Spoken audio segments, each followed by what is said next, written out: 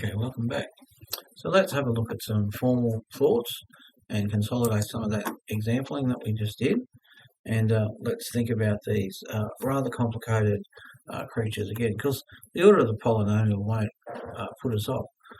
What the derivative tells us is that when f of x is equal to 0, so let's focus on this equal to 0, what does that mean? This means that the gradient is 0. This means m is 0. This means that the tangent is horizontal. Okay? This means m is 0.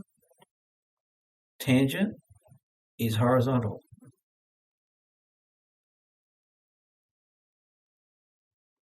Is horizontal.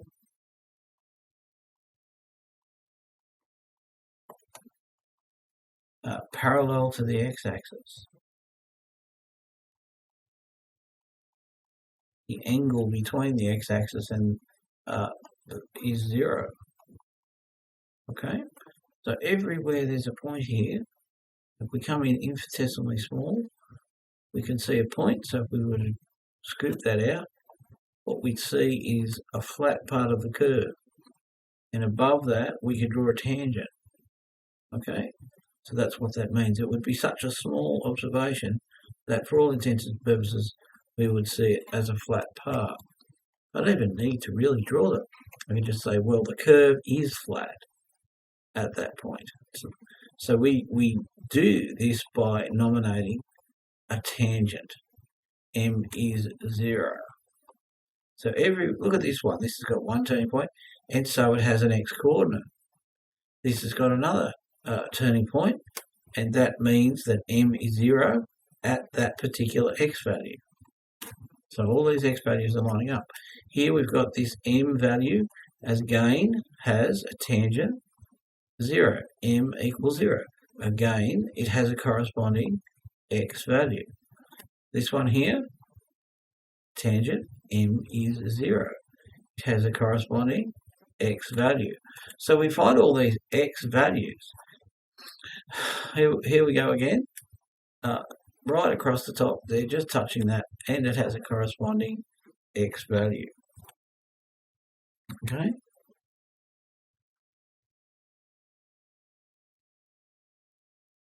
All right, so we've got some more, and there, and some more. M equals 0 at all these points. That's a feature of these reversals in direction. These reversals in direction have not only an x value, which we find by analysing the derivative when the derivative is equal to 0. So we find these x values.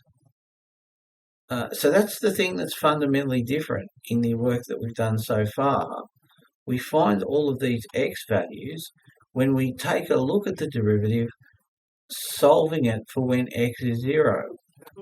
Okay, so they will be the results of solving this. So when we set the derivative of the polynomial to 0, we will get all of these x values, and they tell us where the turning points are, where these curve reversals are happening. So this is a fundamental difference. So what is it not? What is it not? Well, we need to understand this. It's very important that we understand this is not solving this equation. Okay?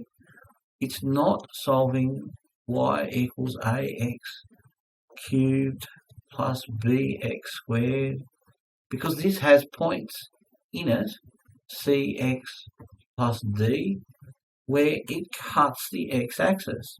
And the way that we would do that is that we would solve. So I'm going to put up here not this.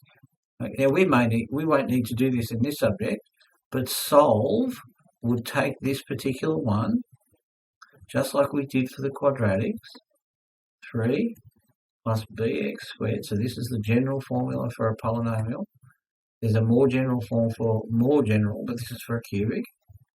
Okay, and we assign it to 0. Okay, and then we go ahead and we'll have 3 factors. 3 factors equal to 0. X, X, and X.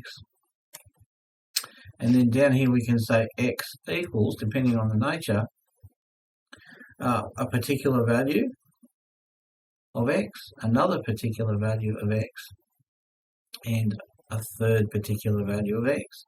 And those solutions are x-intercepts. Those solutions are x-intercepts. They're the roots of the polynomial intercepts. They're where it crosses the x-axis. Okay? Where it crosses the x-axis. But that's not what we're doing. That's following on. We can do that with linears and E and Lin. You've done that with quadratics, but not here. When we analyse and solve the equation y dash is equal to 0, what are we finding? We're finding all of these m equals 0 locations or x coordinates. So it's a little bit different from solving an equation more generally. When we solve an equation more generally, we solve its x-intercepts, its solutions, everywhere it cuts the x-axis. 1, 2, 3. For example, here we're finding, we're finding the x values where m is equal to 0. So there's a fundamental difference in the use of solve and the way that we unpack this particular treasure. Okay, we set this one to 0. That's the x-intercepts treasure. This one here is when is m equals 0. So we can test a point and we can say that these things here can be found, their x values can be found by solving here. Solving here. Okay, so that's the process that I did in the previous example.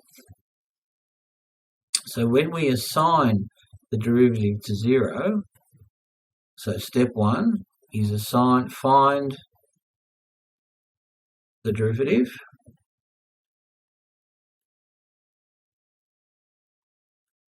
Step 2 is assign to 0.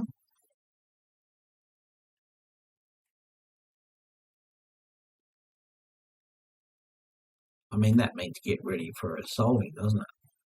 Get ready for solving.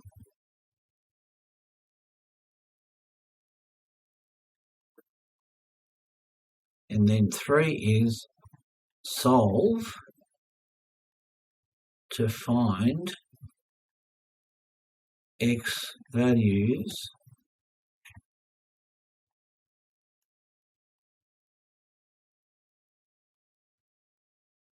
where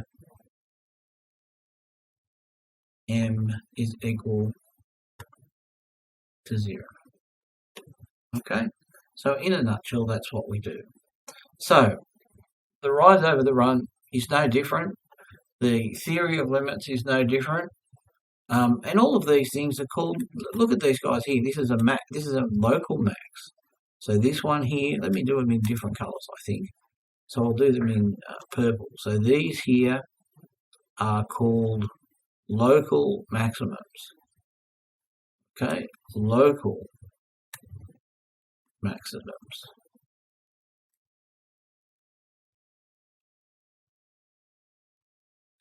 Now changing the colour again and going for a different one altogether. These guys here are called local minimums. And that's the store of stationary points.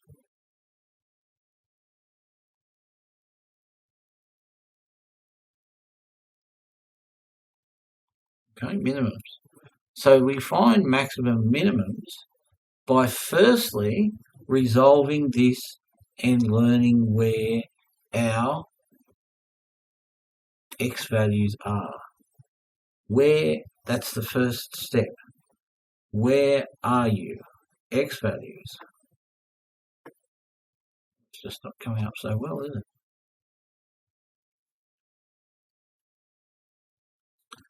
So where are you? X values that tell me m equals 0.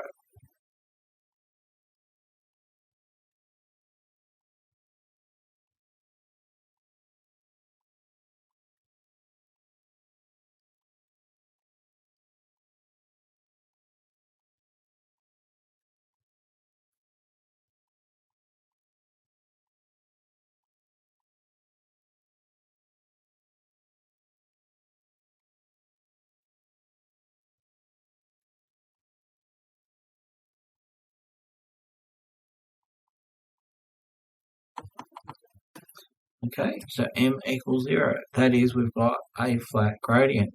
So the first big idea in this process is finding the derivative and assigning it to 0 and solving it. And all we get for all of these different locations. Now let's do this in reverse. Let's say we had this polynomial, okay? And we went ahead and we did steps 1, 2, and 3, and we found, just like I'm doing the graph here, all the way along, all we would know is that somewhere along that x value, somewhere along that y value, somewhere along that x value are m equals 0. But where are they on the y? So the final thing to do is, once you've found your solutions, okay, use your original curve function notation to get your y coordinate.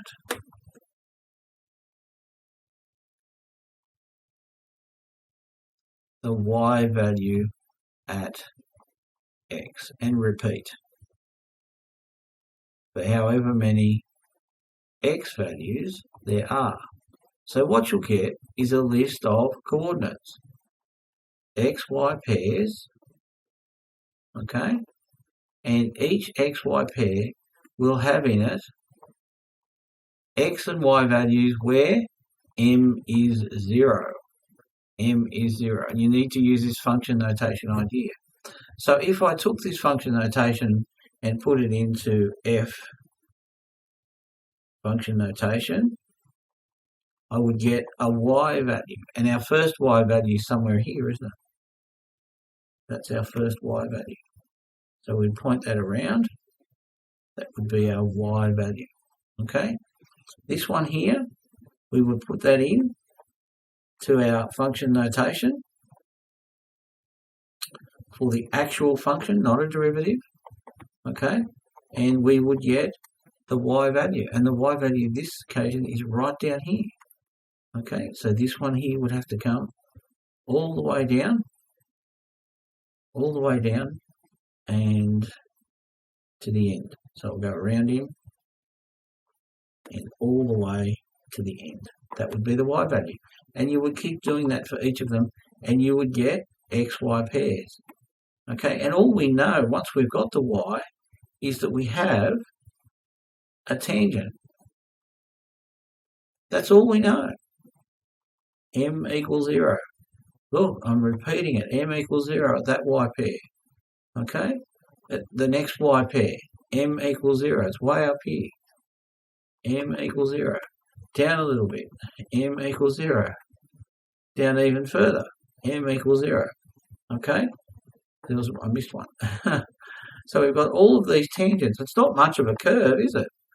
Okay, it's not much of a curve. Just to be putting, so we've got to do all this work just to find the x and y pairs that give us those little snippets of horizontalness.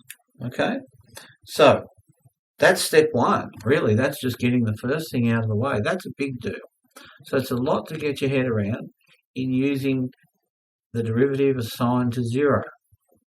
Getting the coordinates, and all we get for all of our hard work is we just get places where m is 0. That's all we get, a point with m equals 0.